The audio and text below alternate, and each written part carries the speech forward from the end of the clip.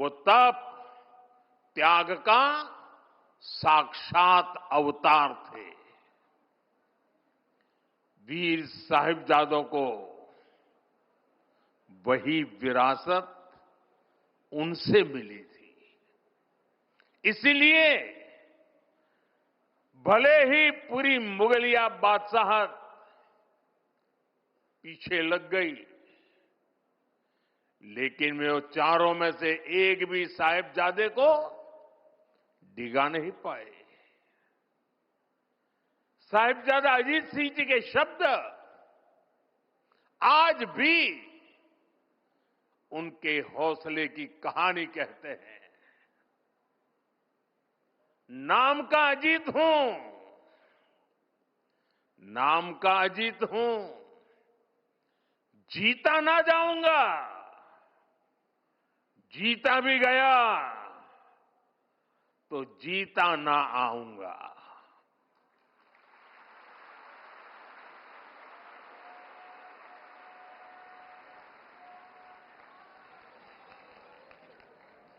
साथियों, कुछ दिन पूर्व ही हमने श्री गुरु तेग बहादुर जी को उनके 350वें बलिदान दिवस पर याद किया। उस दिन कुरुक्षेत्र में एक विशेष कार्यक्रम भी हुआ था। जिन साहिबजादों के पास श्री गुरु तेग बहादुर जी के बलिदान की प्रेरणा हो, वो मुगल अत्याचारों से डर जाएंगे, ये सोचना ही गलत था। साथियों, माता गुजरी, श्री गुरु गोविंद सिंह जी और चारों साहिबजादों की वीरता और आदर्श आज भी हर भारतीय को ताकत देते हैं, हमारे लिए प्रेरणा है। साहिबजादों के बलिदान की गाथा देश में जन जन की जुबान पर होनी चाहिए थी, लेकिन दुर्भाग्य से आजादी के बाद भी देश में गुलामी की मानसिकता हावी रही। जिस गुलामी की मानसिकता का बीज अंग्रेज राजनेता मैकाले ने 1835 में बोया था, उस मानसिकता से देश को आजादी के बाद भी मुक्त नहीं होने दिया गया। इसलिए आजादी के बाद भी देश में दशकों तक ऐसी सच्चाइयों को दबाने की कोशिश की गई। लेकिन साथियों, अब भारत ने तय किया है कि गुलामी की मानसिकता से मुक्ति पानी ही होगी। अब हम भारतीयों के बलिदान, हमारे शौर्य की स्मृतियां दबेगी नहीं। अब देश के नायक नायिकाओं को हाशिए पर नहीं रखा जाएगा और इसलिए वीर बाल दिवस को हम पूरे मनोभाव से मना रहे हैं। और हम इतने पर ही नहीं रुके हैं। मैकाले ने जो साजिश रची थी साल 2035 में, उसके 200 साल अब थोड़ी समय में हो जाएंगे। इसमें अभी 10 साल का समय बाकी है। इन्हीं 10 सालों में हम देश को पूरी तरह गुलामी की मानसिकता से मुक्त करके रहेंगे। 140 करोड़ देशवासियों का एक संकल्प होना चाहिए, क्योंकि देश जब इस गुलामी की मानसिकता से मुक्त होगा, उतना ही स्वदेशी का अभिमान करेगा, उतना ही आत्मनिर्भरता की दिशा में आगे बढ़ेगा। साथियों, गुलामी की मानसिकता से मुक्ति के इस अभियान की एक झलक कुछ दिन पहले हमारे देश की पार्लियामेंट में भी दिखाई दी है। अभी संसद के शीतकालीन सत्र में सांसदों ने हिंदी और अंग्रेजी के अलावा दूसरी भारतीय भाषाओं में लगभग 160 भाषण दिए। करीब 50 भाषण तमिल में हुए, 40 से ज्यादा भाषण मराठी में हुए, करीब 25 भाषण बांग्ला में हुए। दुनिया की किसी भी संसद में ऐसा दृश्य मुश्किल है।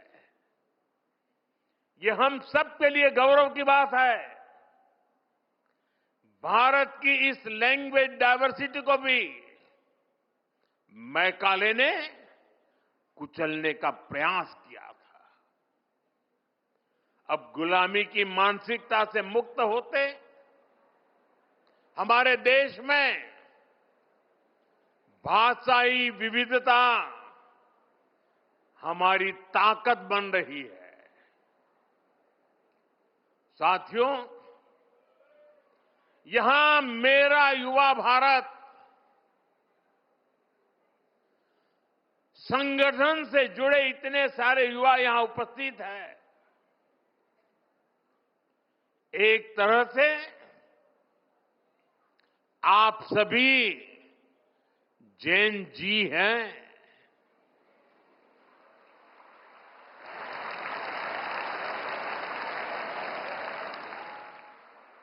जैन अल्फा भी है।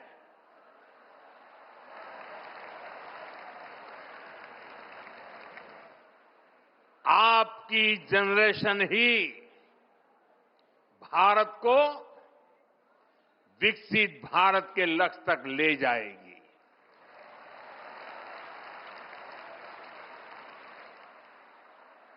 मैं जैन जी की योग्यता, आपका आत्मविश्वास देखता हूं, समझता हूं और इसलिए आप पर बहुत भरोसा करता हूं।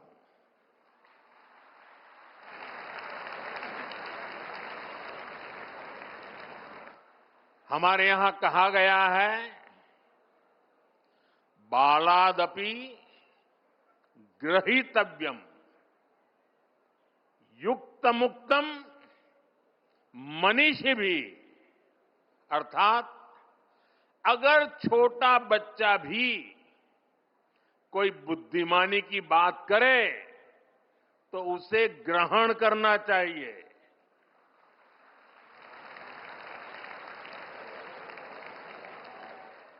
यानी उम्र से कोई छोटा नहीं होता और कोई बड़ा भी नहीं होता। आप बड़े बनते हैं अपने कामों और उपलब्धियों से।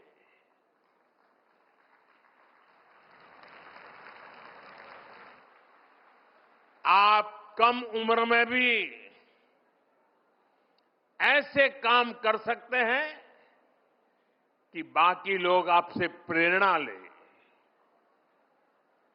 आपने करके दिखाया है, लेकिन इन उपलब्धियों को अभी केवल एक शुरुआत के तौर पर देखना है। अभी आपको बहुत आगे बढ़ना है। अभी सपनों को आसमान तक लेकर जाना है और आप भाग्यशाली हैं आप जिस पीढ़ी में जन्मे हैं, आपकी प्रतिभा के साथ देश मजबूती से खड़ा है।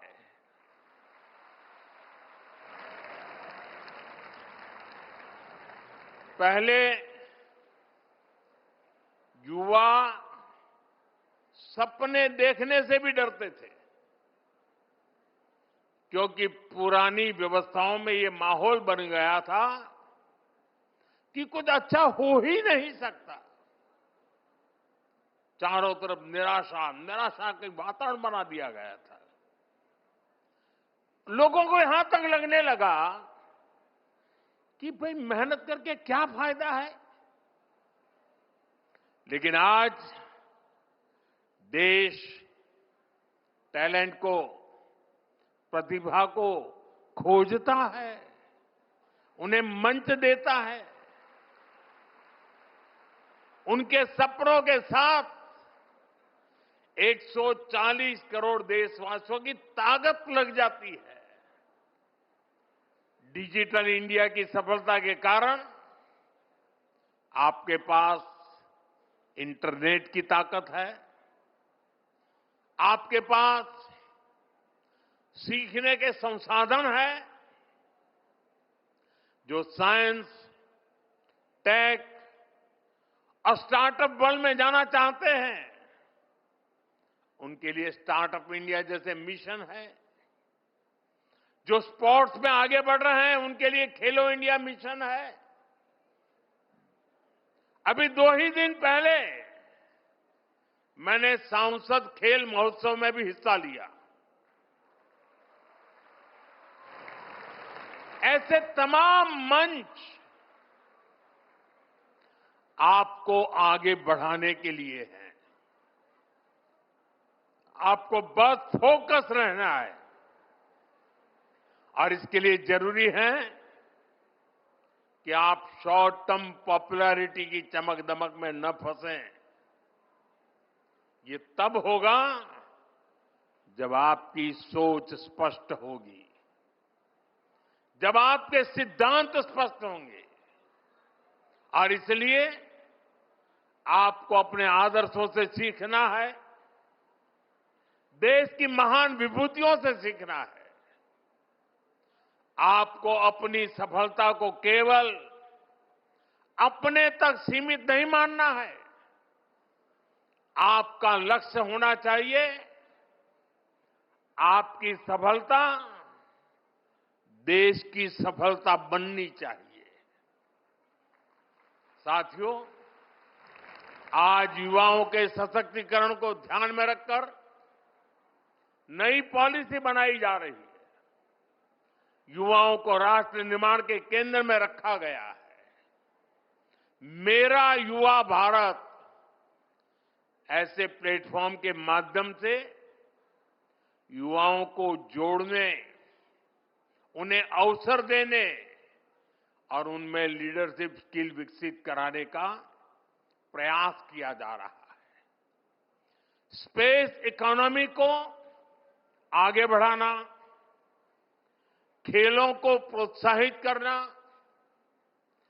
फिनटेक और मैन्युफैक्चरिंग सेक्टर को विस्तार देना, स्किल डेवलपमेंट और इंटर्नशिप के अवसर तैयार करना, इस तरह के हर प्रयास के केंद्र में मेरे युवा साथी ही है।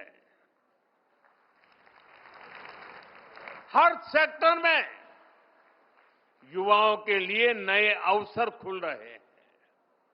साथियों, आज भारत के सामने परिस्थितियां अभूतपूर्व है।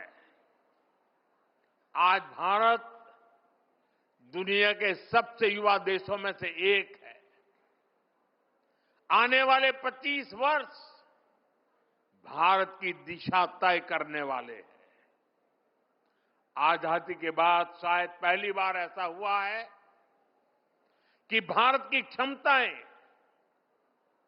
भारत की आकांक्षाएं और भारत से दुनिया की अपेक्षाएं तीनों एक साथ मिल रही है।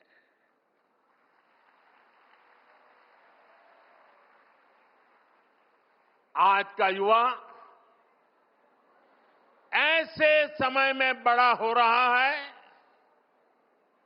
जब अवसर पहले से कहीं ज्यादा है। हम भारत के युवाओं की प्रतिभा, आत्मविश्वास और नेतृत्व क्षमता को बेहतर मौके देने के लिए प्रतिबद्ध है।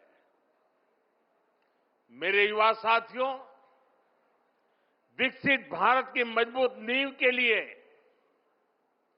भारत की एजुकेशन पॉलिसी में भी अहम रिफॉर्म्स किए गए हैं। नई राष्ट्रीय शिक्षा नीति का फोकस 21वीं सदी में लर्निंग के नए तौर तरीकों पर है। आज फोकस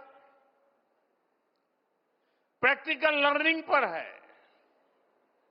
बच्चों में रटने के बजाय सोचने की आदत विकसित हो, उनमें सवाल पूछने का साहस और समाधान खोजने की क्षमता आए। पहली बार इस दिशा में सार्थक प्रयास हो रहे हैं। Multi disciplinary studies, skill based learning, sports को बढ़ावा और टेक्नोलॉजी का उपयोग, इनसे स्टूडेंट्स को बहुत मदद मिल रही है। आज देश भर में अटल टिंकरिंग लैब में लाखों बच्चे इनोवेशन और रिसर्च से जुड़ रहे हैं। स्कूलों में ही बच्चे रोबोटिक्स, एआई, सस्टेनेबिलिटी और डिजाइन थिंकिंग से परिचित हो रहे हैं। इन सारे प्रयासों के साथ ही राष्ट्रीय शिक्षा नीति में मातृभाषा में पढ़ाई का विकल्प दिया गया है। इससे बच्चों को पढ़ाई में आसानी हो रही है, विषयों को समझने में आसानी हो रही है। साथियों, वीर साहिबजादों ने ये नहीं दिखा था कि रास्ता कितना कठिन है। उन्होंने ये देखा था कि रास्ता सही है या नहीं है। आज उसी भावना की आवश्यकता है। मैं भारत के युवाओं से यही अपेक्षा करता हूं, बड़े सपने देखें, कड़ी मेहनत करें और अपने आत्मविश्वास को कभी भी कमजोर न पड़ने दें। भारत का भविष्य उसके बच्चों और युवाओं के भविष्य से ही उज्जवल होगा। उनका साहस, उनकी प्रतिभा और उनका समर्पण राष्ट्र की प्रगति को दिशा देगा। इसी विश्वास के साथ, इस जिम्मेदारी के साथ और इसी निरंतर गति के साथ भारत अपने भविष्य की ओर आगे बढ़ता रहेगा। मैं एक बार फिर वीर साहिबजादों को श्रद्धापूर्वक नमन करता हूं। सभी पुरस्कार विजेताओं को बहुत बहुत बधाई देता हूं। आप सभी का बहुत बहुत धन्यवाद।